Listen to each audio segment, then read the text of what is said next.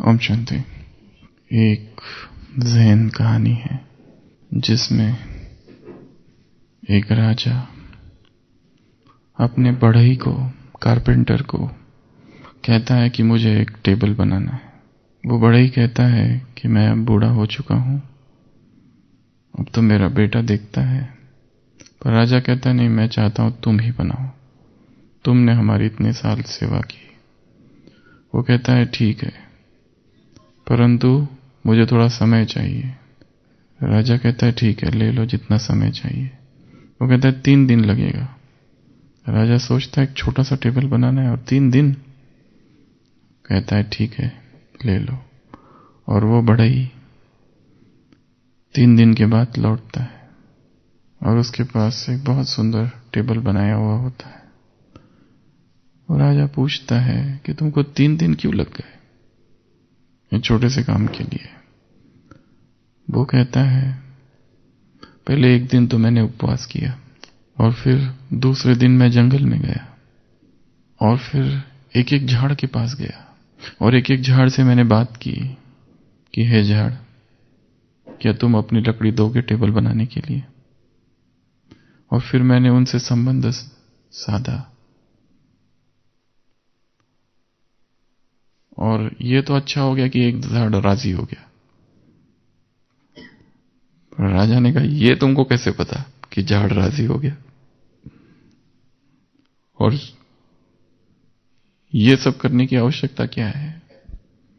तो वो कहता है पहले तो मैं उपवास करता हूं ताकि मेरा मन हल्का हो जाए, शरीर हल्का हो जाए, ताकि मैं प्रकृति से, निसर्ग से संबंध जोड़ सकूं। और फिर मैं ध्यान करता हूं जंगल में अकेला बैठकर जाकर, ताकि धीरे धीरे वो ख्याल समाप्त हो जाए कि मैं कोई कलाकृति बनाऊंगा, टेबल या और कुछ, फिर मुझे सम्मान मिलेगा, मेरी तारीफ होगी। ये भी मैं धीरे धीरे भूल जाता हूं। और फिर मैं झाड़ों से प्रेम करना चालू करता हूं। एक एक झाड़ के पास जाता हूं, एक एक झाड़ से पूछता हूं हे झाड़, क्या तुम कर सकोगे? और कभी कभी तो कोई झाड़ बोलता ही नहीं है। कभी कभी तो 3 दिन क्या 3 हफ्ता लग जाता है, फिर भी बोलता नहीं। एक बार तो ऐसा हुआ था 3 साल लग गए, कोई भी झाड़ राजी नहीं था कटने के लिए। ये तो अच्छा है इस बार कि 3 दिन में एक झाड़ राजी हो गया। तो उस भाव अवस्था में मैं जाता हूं, और जहां मेरा झाड़ों से संबंध स्थापित हो जाता है और मैं झाड़ों से बात करने लगता हूं, और वो भी मुझे प्रत्युत्तर देते, प्रतिसाद देते हैं। और तब मुझे यकीन हो जाता है जब उनकी मैं आवाज सुन लेता हूं कि हाँ ले जाओ, तब कहीं जाकर मैं ये टेबल बना पाया। और वास्तव में वो टेबल ऐसा था कि जिसको कहते हैं लाइव, वो यदि कमरे में रहा तो कमरे की शोभा ही कुछ और, उसमें से ऐसी दिव्य तरंगें निकलती थी। तो ये कहानी ज़हन में सुनाई जाती है कि जब भी कोई चीज करनी हो तो कैसे करो, संपूर्ण मनोयोग से। जब भी चीज कोई करनी हो तो जैसे देह से और संसार से विस्मृत, और सारा ध्यान उस एक वस्तु पर, उसी एक वस्तु का चिंतन, उसी का मनन, और उसके बाद जो वस्तु निर्माण की जाती है, निर्माण होती है, वो सर्वोत्कृष्ट कलाकृति होती है, द मास्टरपीस। और ऐसी ही जैसे ये एक कला है कोई वस्तु बनाने की, वैसी एक दूसरी कला भी है, और वो है योग की कला। वो है योग की कला। आज की मुरली में वरदान है। क्या है वरदान? क्या है वरदान? योग बल द्वारा माया की शक्ति पर जीत प्राप्त करने वाले सदा विजयी भव। माया पर हर एक विजयी बनना चाहता है, विजय प्राप्त करना चाहता है। और बाबा कह रहे 2 शक्तियां हैं जिससे माया पर विजय प्राप्त की जा सकती है। कौन सी 2 शक्तियां हैं वो? एक तो है ज्ञान का बल और दूसरा है योग का बल। और ज्यादा फोकस किया गया है आज के वरदान में। किस पर? योग के बल पर।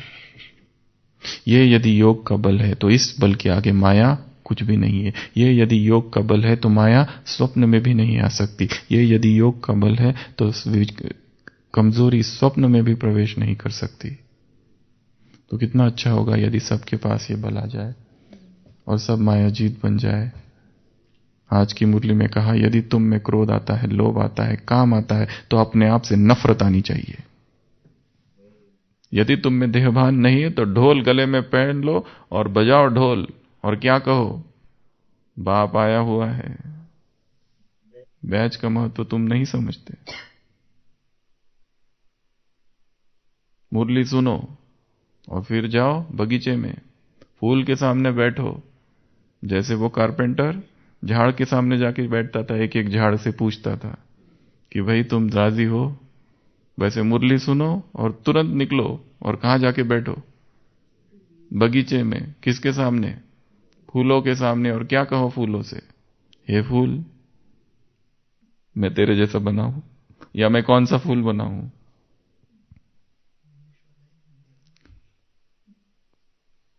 यहां गंध पड़ा है, वहां फुलवाड़ी है। यहां शोभा दिखाओ तो वहां शोभा दिखाओगे। यहां बैठे हैं कुछ बच्चे, पर उनके मन में, बुद्धि में विकारी गंदे ख्यालात भी चलते हैं। ऐसे बुद्धू भी यहां यूनिवर्सिटी में बैठे, ये भी भूले हुए हैं कि तुमको पढ़ाने वाला इस ऊंचे ऊंची यूनिवर्सिटी में कौन तुम्हारा टीचर है जो तुमको बैठ पढ़ाता है। ये भी भूले हुए हैं। एकांत में बैठकर बाप को याद करो। ऐसी गुप्त खुशी होनी चाहिए तुमको, ऐसा गुप्त नशा तुमको होना चाहिए, पर है नहीं। तो क्या बढ़ाना है? योग का बल बढ़ाना है। कैसे बढ़ाएंगे? क्या करेंगे योग बल बढ़ाने के लिए? योग बल इतना बढ़ जाए, इतना बढ़ जाए। टाइम निकालेंगे। और क्या करेंगे? योग बल, 3 प्रकार के बलों का वर्णन है। बाहु, बुद्धि और योग बल या आत्मबल। सबसे महत्वपूर्ण कौन है तीनों में से? कौन सा होना चाहिए? वैसे तो तीनों ही होना चाहिए। बाहुबल भी होना चाहिए, नहीं तो बार बार बीमार पड़ते रहेंगे। बुद्धि बल भी होना चाहिए। बुद्धि बल अर्थात चतुराई। और इसके 2 सर्वोत्कृष्ट उदाहरण हैं। एक तो तेनालीरामा और दूसरा बिरबल। तो आज हम चर्चा करेंगे बिरबल का योग बल, इस विषय पर। बिरबल अर्थात महावीर, बिरबल अर्थात शक्तिशाली, बिरबल अर्थात जो बलवीर है। उसी का उल्टा शब्द भी उसी का अर्थ होता है। बिरबल अर्थात जिसमें वीरता है, जो शौर्य है, जिसमें साहस है, जिसमें अदम्य साहस, जिसमें जो योद्धा है, ऐसे व्यक्ति को बिरबल कहा जाता है। तो बिरबल का योग बल। तो बिरबल अर्थात चतुराई तो है ही उसमें। बिरबल अर्थात चतुर भी बहुत है। जैसे अकबर एक बार बिरबल से पूछता है, हमारे राज्य में कितने कौवे हैं?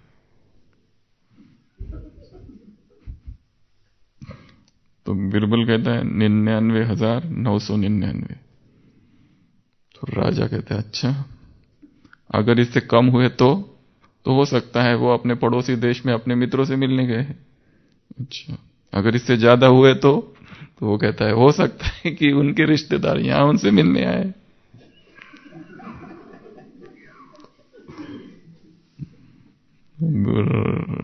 अकबर बिरबल को कभी खुश होकर कोई पुरस्कार देने की बात कहता है और बाद में भूल जाता है। बहुत याद दिलाने की कोशिश करता है बिरबल, पर याद ही नहीं आती है उसको। एक बार जा रहे थे दोनों, तो अकबर ऊंट को देखता है और पूछता है, ये ऊंट की गर्दन टेढ़ी क्यों है? वो कहता है ये कर्मों का परिणाम है।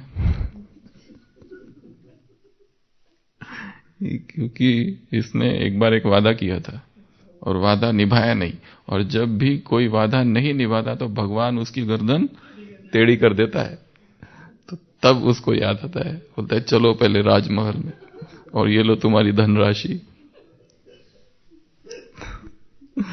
बीरबल को बहुत चतुर दिखाया है, बहुत ज्यादा बुद्धिमत्ता है उसकी, हाजिर जवाब भी बहुत, एक एक चीज को ऐसा, और उसके जितने दरबारी होते सब उसको नीचा दिखाने की कोशिश करते, परंतु बीरबल की बुद्धि और उधर तेनालीरामा, ये दो ऐसे पात्र हैं भारतीय संस्कृति इतिहास में कि उनका कोई तोड़ नहीं, हमेशा ही विजयी रहे वो दोनों को, जैसे देवियों का वरदान प्राप्त है ऐसा दिखाया हुआ है। जैसे राजा एक बार जा रहा होता है अकबर, तो बीरबल से कहता है कि मुझे हरे पत्तियों को देखता है और कहता है कि मुझे हरा घोड़ा चाहिए, हरा घोड़ा। बीरबल कहता है ठीक है, बिल्कुल 1 हफ्ता का टाइम चाहिए, बस हरा घोड़ा मिल जाए। हरा घोड़ा तो होता ही नहीं है। और बीरबल 1 हफ्ते के बाद आ जाता है और कहता है कि हरा घोड़ा तो मिल गया है, पर उसका जो मालिक है उसने 2 शर्तें रखी है। वो कहता है कुछ भी हो मैं तो चाहिए। पहली शर्त है कि आपको खुद वो घोड़ा लेने उसके घर पर जाना पड़ेगा। अकबर कहता है ये तो बहुत ही आसान है, मैं तो जाऊंगा। और दूसरी शर्त ऐसी है कि आपको हफ्ते में जो 7 दिन है उसको छोड़कर किसी दूसरे दिन जाना है लेने। 7 दिन नहीं जा सकते आप, क्योंकि मुहूर्त वही है। क्योंकि अगर हरे रंग का घोड़ा चाहिए तो ये 7 दिन छोड़ो और किसी और दिन जाओ। चतुराई। तो आज बाबा कह रहे हैं ये तो दूसरा नंबर का बल है, इसको कहते हैं बुद्धि का बल, चातुर्य, बुद्धि कौशल। तीसरा जो बल है वो कौन सा है? योग बल। इस योग बल को जमा करना है।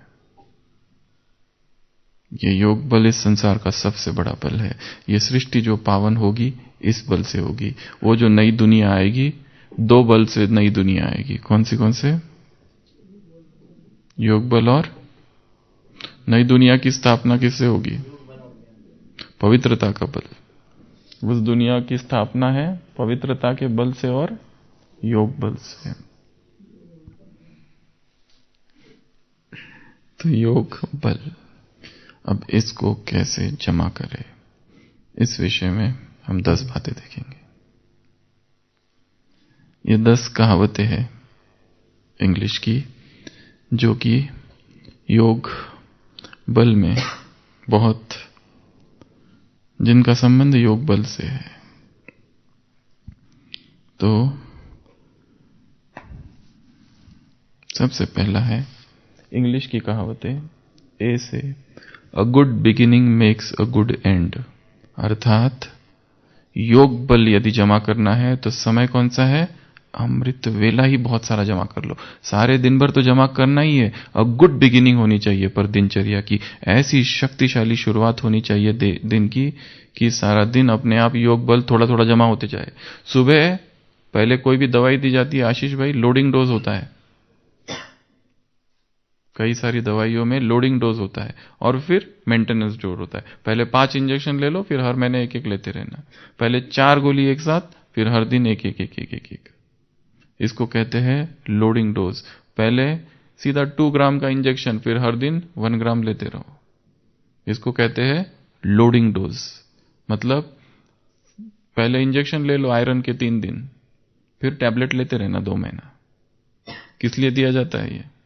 क्योंकि स्टोर इतना कम हो गया है शरीर में कि पहले तो एक धक से बहुत सारा भर देना और फिर थोड़ा थोड़ा मेंटेनेंस देते रहना।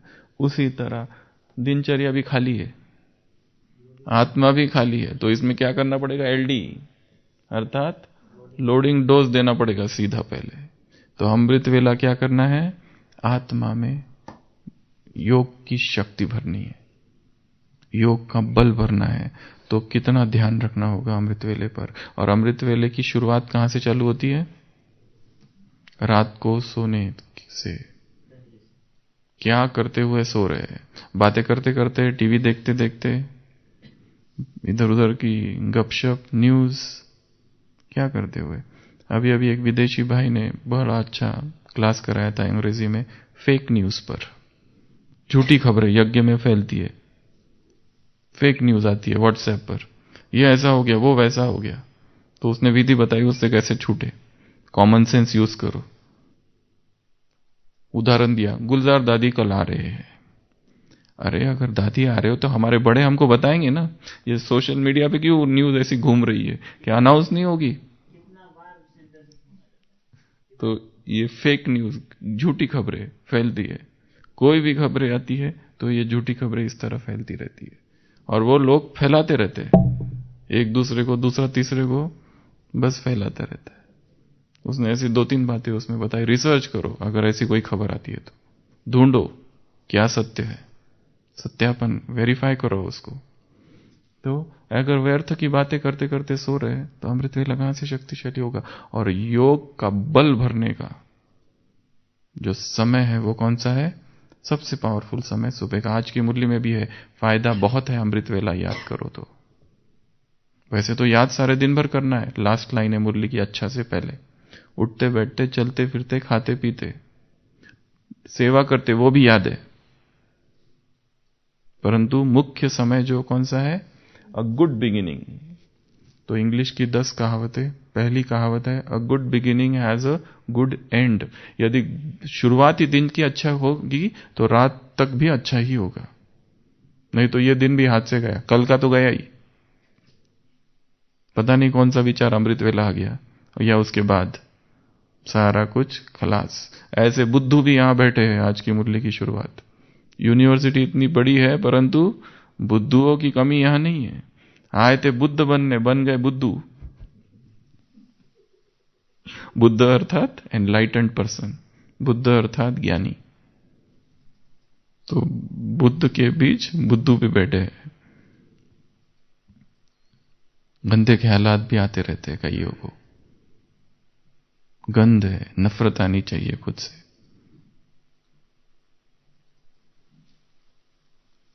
एकांत में बैठकर बाप को याद करो। एक जगह आज बोला है, एकांत में बैठकर बाप को, तुमको नशा होनी चाहिए, खुशी होनी चाहिए, गुप्त ज्ञान, गुप्त खुशी, और कोई भी विकार अंदर ना प्रवेश हो। क्रोध अगर कोई करता है तो लोग कितना दिन याद रखते हैं ये क्रोधी है, बस, कि ज्यादा जीवन भर याद रखते हैं इसने क्रोध किया था। फिर कितना भी अच्छा बोलो उसके सामने, जीवन भर याद रखेंगे कि ये क्रोधी है। हाँ, बाबा ने 6 महीने बताया, मिनिमम बताया, पर मैक्सिमम तो कितना भी हो सकता है। वो तो हर एक व्यक्ति अलग अलग है। किसी को हमने क्रोध करते देखा, हम भूलते हैं उसने क्रोध किया था, जीवन भर नहीं भूलेंगे।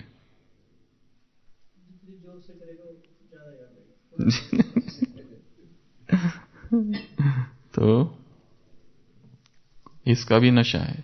क्रोध तो दिखाई देता है, काम तो छिपा कर करते हैं, आज की मुरली में दिखाई नहीं देता है। तो सबसे पहला काम a good beginning has a good and. दूसरा बी, बिट बाय बिट। क्या क्या? हाँ, वाइब्रेशंस तो आएगा, वाइब्रेशंस तो आएगा।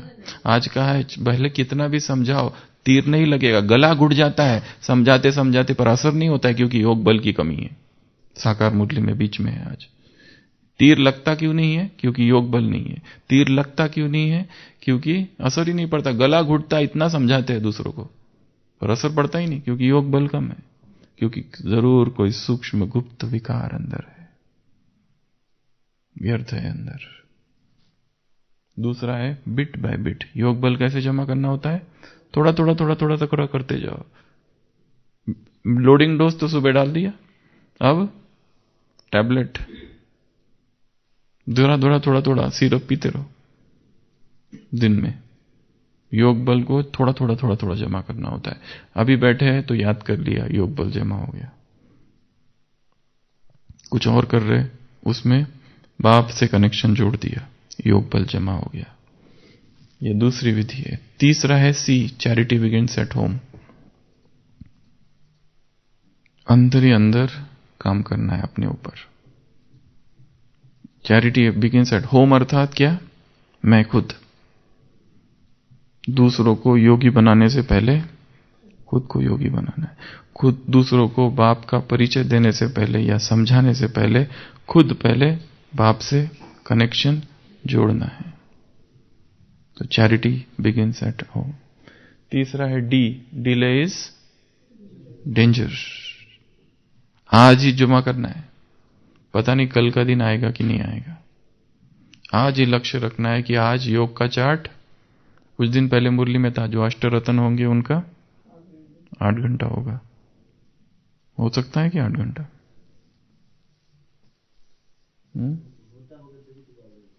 होता तो होगा। मम्मा और बाबा ने तो किया था, सब कुछ करते हुए, व्यस्त दिनचर्या होते हुए भी। तो शायद हो सकता है, शायद शब्द डाल देते हैं थोड़े सा राहत के लिए।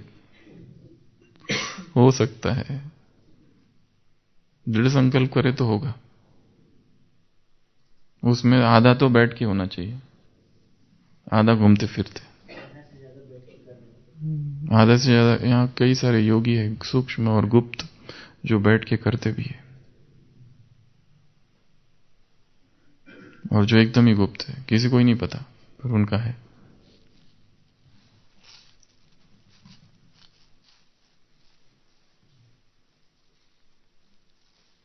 उसके बाद है E, experience is the best teacher. योग मनुष्य अपने अनुभव से ही सीखता है। वास्तव में योग एक ऐसी चीज है कि हमें दूसरा नहीं सिखा सकता है, कोई नहीं सिखा सकता। कहा कैसे सीखता है? स्वयं के अनुभव से सीखता है। स्वयं के अनुभवों को बढ़ाते जाना, गहराई में जाते जाना। कल की मुरली में कहा था रात में, जड़ों को नीचे जाने देना है।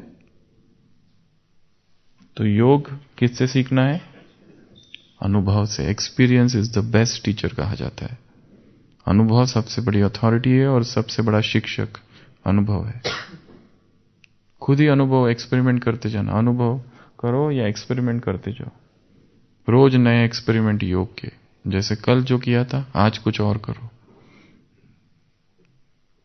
नए नए एक्सपेरिमेंट। बाबा खुद बता रहे, फूलों के सामने जाके बैठो, कभी कहते चित्रों के सामने जाके बैठो, कभी कह रहे ढोल बजाओ, कुछ करो, नई नई बातें है सारी रोज की मुरली में। तो रोज नए नए एक्सपेरिमेंट करने हैं, नई कमेंट्री लिखनी है, मुरली के आधार से कमेंट्री बनानी है, नए टॉपिक्स निकालने हैं मुरली के आधार से। आज ही की मुरली, पुराना भूल जाओ, वो तुम्हारे काम में नहीं आएगा। आज का नए पॉइंट्स, नई मुरली, नई पॉइंट्स। नया दिन है आज, तो ये मुरली केवल आज के दिन के लिए बनी है। आज की जो मुरली है, आज के दिन के लिए बनी। आज क्या है? 11 तारीख मार्च। तो आज की मुरली केवल आज के दिन के लिए है। तो इसको जोड़ देना इस दिन से, दिन और मुरली एक कर देना। बार बार याद करना, आज की 11 तारीख और ये मुरली, तो वो मुरली और वो तारीख एक हो जाएगी। तो अगली बार जब भी रेफरेंस देना हो तो डेट सहित रेफरेंस दी जाए कि उस तारीख को ये कहा था। इसके लिए क्या करना पड़ेगा? दिन भर में मुरली पढ़ते रहना, बीच बीच में पढ़ते रहना, याद करते रहना, पढ़ते रहना, याद करते रहना। ये भी याद करते रहना, आज 11 तारीख ये डेट, 11 तारीख ये मुरली, 11 तारीख ये मुरली। और उसके साथ और चीजें कोई जोड़ देना, जैसे आज दादी चंद्रमणि का, उसको भी जोड़ देना उसके साथ। एसोसिएशन, इसको कहते हैं law of association. Memory training में 3 चीजें होती है। एक होता है लॉ ऑफ एसोसिएशन, जो पुरानी चीजें हैं उसको, नई चीजों को पुरानी चीजों के साथ जोड़ो, जो अज्ञात है उसको ज्ञात से जोड़ो। जोड़ना होता है, एसोसिएट करो तो याद रहता है, नहीं तो याद नहीं रहेगा। ये एक नियम है मेमोरी का। तो लॉ ऑफ एसोसिएशन कहते हैं उसको। तो E means experience is the best teacher. उसके बाद में F means first things first, मतलब प्रायोरिटाइज करना है। आज सबसे ज्यादा इंपॉर्टेंट कौन सी चीज है जो पहली करनी है? वो है योग बल। आज की मुरली के आधार पर बिरबल बनना है तो योग बल लाना पड़ेगा। बिरबल अर्थात वो अकबर वाला बिरबल नहीं, बिरबल अर्थात जिसमें बल है, जो शक्तिशाली है, साहस है, जो बलबीर है, वो है बिरबल। तो बिरबल का योग बल। तो बिरबल में योग बल अधिक करना है तो फर्स्ट थिंग फर्स्ट, अर्थात पहली सबसे चीज कौन सी करनी है? आज इधर उधर बातें करनी है, व्यर्थ का चीजें करनी है, ये देखना है, वो देखना है, टीवी देखना है, मैच देखना है, गेम्स देखना है, सिनेमा देखना है, या वीडियो देखना है, या मैसेजेस भेजते रहना है, गॉसिप्स करनी है, गेम्स देखना है, कितना टाइम जाता होगा ये सब में? बहुत टाइम जाता है। एक किसी ने मैसेज भेजा है, यदि कोई आपके पास आता है और आपके 10 मिनट वेस्ट कर देता है, उसमें 8 मिनट गलती आपकी है, क्योंकि आपकी वजह से अपने अपने 8 मिनट वेस्ट किए, उसने केवल 2 मिनट किए। क्योंकि आपके पास आया, मतलब क्यों आया? वो आने दिया, और इसके पहले भी आने दिया होगा, इसके लिए उसकी हिम्मत बढ़ गई, चलो इसको सुनाते अच्छी अच्छी बातें। ये सुन लेता है बेचारा, अच्छा है। तो क्यों आया वो? तो फर्स्ट थिंग फर्स्ट, मतलब प्रायोरिटाइज करना है। उसके बाद है जी।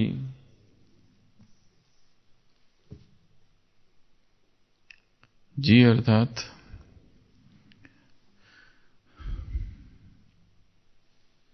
गार्डन यदि बनाना है तो घर में नहीं बैठना है, ऐसा उसका अर्थ होता है। इंग्लिश में उसको कहते हैं कि gardens are not made by sitting in the shade. यदि गार्डन बनाना है तो काम करना पड़ेगा, सब कुछ करना पड़ेगा, सुस्त बैठने से कुछ नहीं होगा। Gardens are not made by sitting in the shade. योग बल बढ़ाना है और हम कहें योग बल आ जाओ, योग बल आ जाओ, बाबा योग बल भर दो, बाबा योग बल दे दो, आएगा क्या? बिल्कुल नहीं आने वाला। योग बल के लिए क्या करना होता है? काम करना पड़ता है, मेहनत करनी पड़ती है, बड़ा काम है ये। क्योंकि संसार में योग बल है ही नहीं किसी के पास, हम ही गिने चुने हैं, और हम में से भी मेहनत करनी पड़ेगी तो ही योग का बल जमा होता है। तपोबल, शास्त्रों में दिखाया ना, कोई तपस्वी अकेला बैठा रहता है, सन्यासी, और तपस्या करते रहता है। जब उसकी बहुत तपस्या बढ़ जाती है, उसमें अद्भुत शक्तियां प्रकट होने लगती है। तपोबल जिसको कहते हैं, तपस्या का बल होता है उसका। वो जान लेता है बातों को, सिद्धियां प्राप्त होने लगती है, बहुत कुछ होने लगता है। तो वो सब क्या है? योग का बल। उसके बाद में एच अर्थात hunger is the best sauce. सबसे अच्छा सॉस कौन सा है, या सबसे टेस्टी भोजन? भूखा। इसका अर्थ होता है जो भूखा व्यक्ति, उसे वो सब पसंद आता है। तो भूख किसके लिए उत्पन्न करनी है? योग के लिए, योग बल के लिए। लोग तपस्या करते थे, किस लिए तपस्या करते थे? देवता प्रकट होते थे, मांगो, वो कहता है मुझे ये फला फला बनना है, ठीक है तथास्तु जाओ। लक्ष्य से करते थे तपस्या। तो हमें क्या चाहिए? योग बल। क्योंकि बिना योग बल के माया पर जीत नहीं प्राप्त किया जा सकती। ज्ञान बल काफी नहीं है, ज्ञान बहुत समझ लिया, क्या चाहिए? योग बल, जिसमें योग अच्छा लगे। बैठे और अशरीरी हो गए, बैठे और सीधा बाबा से कनेक्शन जुड़ गया, बैठे और सीधा परमधाम में स्थिति चली गई, योग की बीज रूप अवस्था का अनुभव होने लगा। बैठे और संसार भूल गया, कुछ भी याद नहीं संसार का, बैठे और शरीर भूल गया। यह अवस्था है योग की, पावरफुल स्टेजेस ऑफ योगा। संसार, मित्र, संबंधी सब भूल गए, देह के रिश्ते कुछ याद नहीं, वो योग बल है। तो ऐसे के लिए क्या चाहिए? Hunger is the best sauce. इसके लिए हंगर डेवलप करना है अपने अंदर, भूख, वो श्रद्धा, वो पिपासा, योग की पिपासा। एक होती है ज्ञान की पिपासा, पर ये हम बात कर रहे हैं आज योग बल की, योग पावरफुल हो जाए। उसके बाद में आई अर्थात if you do not succeed, try again. ये इंग्लिश में कहावत है, यदि तुम सफल ना हो तो क्या करो? फिर कोशिश करो, फिर कोशिश करो, फिर कोशिश करो। एक दिन अमृत वेला नींद आ रही है, क्यों नींद आ रही है? रिसर्च करो। अमृत वेला बुद्धि भटक रही है, क्यों भटक रही है? रिसर्च करो। अमृत वेला नेगेटिव थॉट्स आ रहे हैं, क्यों आ रहे हैं? रिसर्च करो। अमृत वेला अशरीरी नहीं बन पा रहे, क्यों नहीं हो रहा है? रिसर्च करो, संशोधन करो, विश्लेषण करो स्वयं का। तो इफ यू डोंट सक्सीड, क्या करना है? Try again, try again, try again. और उसके बाद में है जे अर्थात jam today, jam tomorrow, but not jam. Jam tomorrow, jam yesterday, but no jam today. Alice in Wonderland करके एक कहानी है जिसमें छोटी सी एलिस जो होती है एक स्वप्न लोक में चली जाती है और वहां उसे रानी के महल में जाती है। रानी के महल में वो मेज बिछा हुआ होता है और रानी के साथ वो एलिस बैठती है। तो एलिस पूछती है ब्रेड को लगाने के लिए जैम है क्या? वो कहती है जैम तो है पर आज नहीं है, कल रहेगा और कल रहेगा। जो बीता हुआ कल है तब था और जो बीता हुआ कल होगा आने वाला उसमें रहेगा, पर आज के दिन नहीं है। तो वो पूछती है वो कल कब आएगा? वो कहती है वो कल कभी आएगा ही नहीं, क्योंकि जैम केवल ऑल्टरनेट डे अवेलेबल है और वो ऑल्टरनेट डे आज नहीं है, अर्थात कभी है ही नहीं।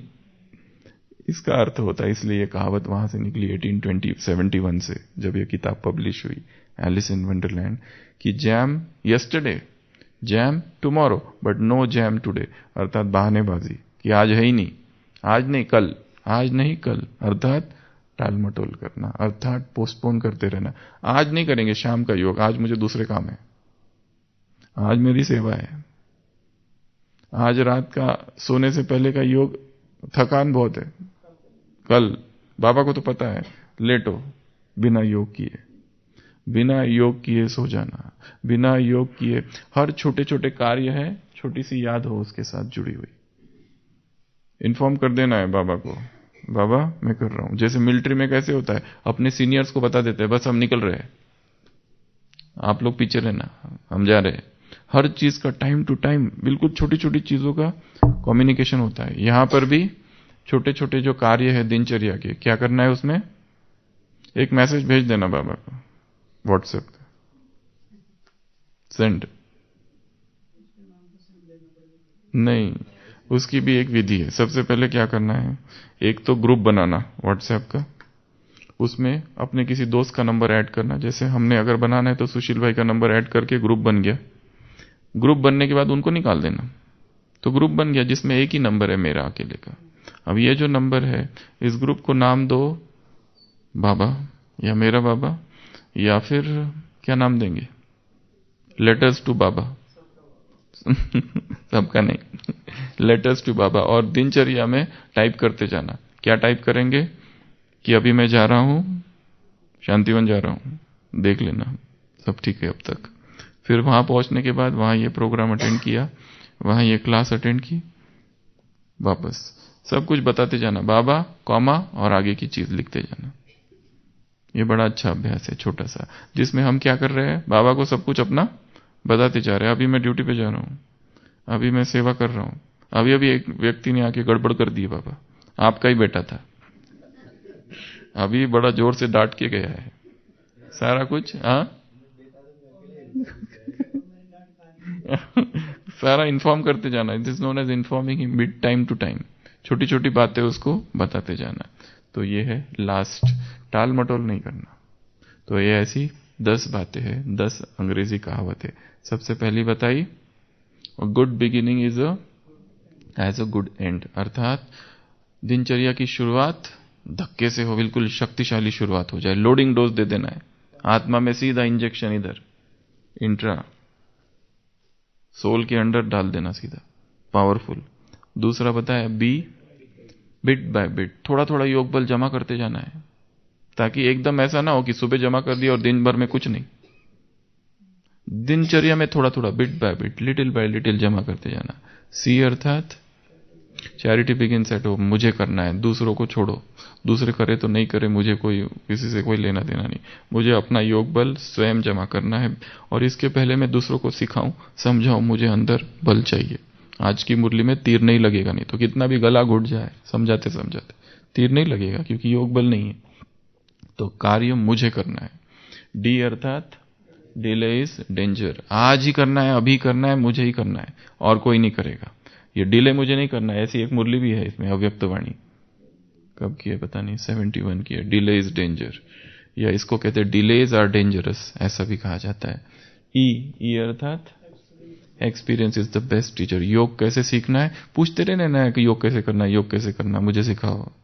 पूछना थोड़ी होता है, पर हाँ अगर पूछना है तो फिर उनको उनके अनुभव पूछो कि आपको योग में क्या अनुभव होते हैं, सीखने के लिए ऐसा पूछा जा सकता है, ये ठीक है।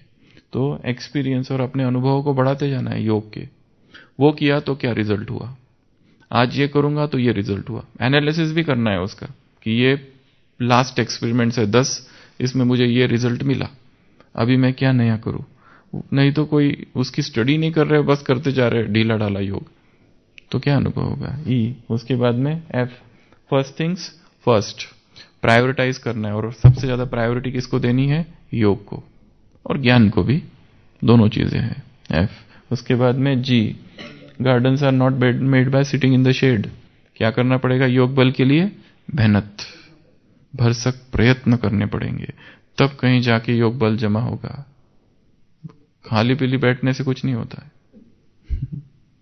ये बड़ा मेहनत का मार्ग है, मेहनत कश भव, इसमें क्या बनना पड़ता है, मेहनती बनना पड़ता है। जो मेहनत कश नहीं है वो योग बल कहां से जमा करेंगे। छोटी छोटी चीजों के लिए मेहनत करनी पड़ती है, ये तो सबसे बड़ी चीज है संसार की, इसमें बहुत मेहनत करनी पड़ेगी।